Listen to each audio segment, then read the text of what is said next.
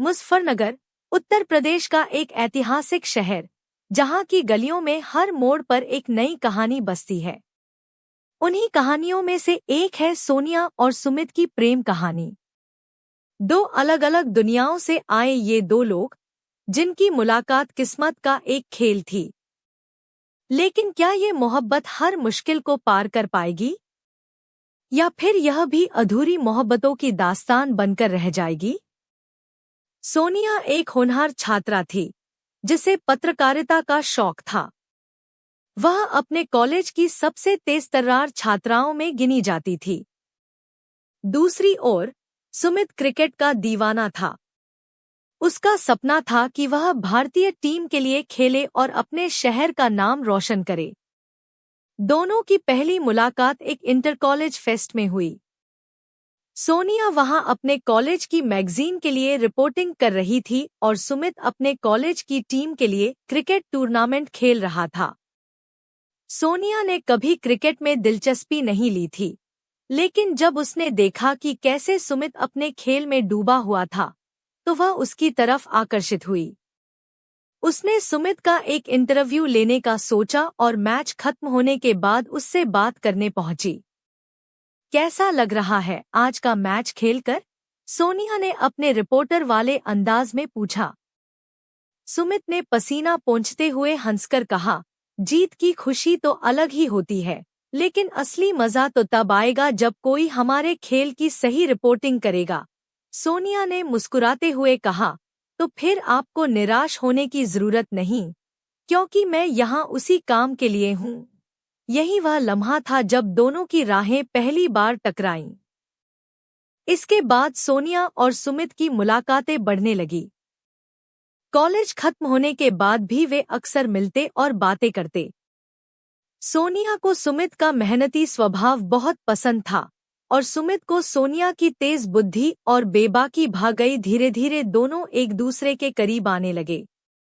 वे शहर के पुराने किले पर मिलते, गंगा किनारे बैठकर घंटों बातें करते और साथ में अपनी जिंदगी के सपने बांटते। एक दिन जब बारिश हो रही थी, सुमित ने सोनिया को पहली बार अपनी दिल की बात कही। सोनिया, तुमने मेरी जिंदगी में कुछ ऐसा जोड़ दिया है जो पहले कभी नहीं था।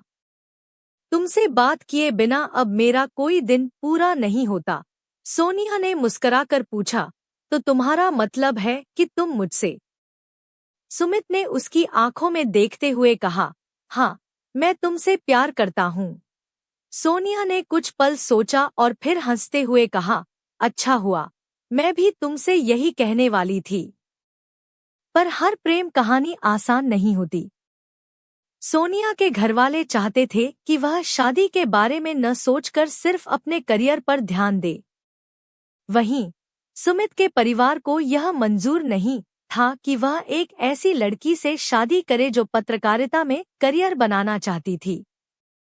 धीरे धीरे दोनों के घरवालों ने दबाव बनाना शुरू कर दिया।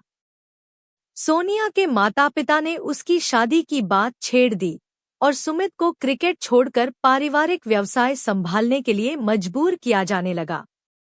एक दिन सुमित ने सोनिया को मिलने के लिए बुलाया। शायद अब हमें अपने रास्ते अलग करने होंगे, सुमित ने दुखी स्वर में कहा। सोनिया की आंखों में आंसू थे, पर हम तो एक दूसरे से सच्चा प्यार करते हैं, फिर ये सब क्यों?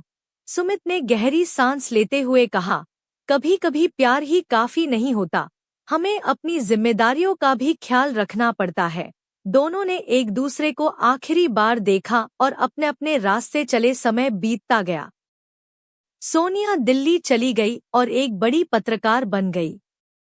सुमित ने क्रिकेट को जारी रखा और घरेलू क्रिकेट में अच्छा प्रदर्शन करने लगा। कुछ सालों बाद जब सोनिया एक इंटरव्यू के लिए लखनऊ पहुंची, तो उसने एक बड़ी भीड़ देखी। वहां पर भारत की नई क्रिकेट टीम के खिलाड़ियों का स्वागत हो रहा था। तभी उसने एक जाना पहचाना चेहरा देखा, सुमित। दोनों की नजरें मिली और कुछ पल के लिए समय ठहर सा गया। सुमित मुस्कुराया और कहा, क्या अब भी मेरी रिपोर्टिंग करोगी? सोनिया ने मुस्कुराकर जवाब दिया, हमेशा। इस बार शायद उनकी कहानी को अधूरा नहीं रहना था। सोनिया और सुमित की कहानी यह सिखाती है कि सच्चा प्यार समय और हालात से परे होता है। कभी कभी जुदाई जरूरी होती है ताकि हम खुद को और बेहतर बना सकें। लेकिन अगर प्यार सच्चा हो तो रास्ते फिर मिल ही जाते हैं।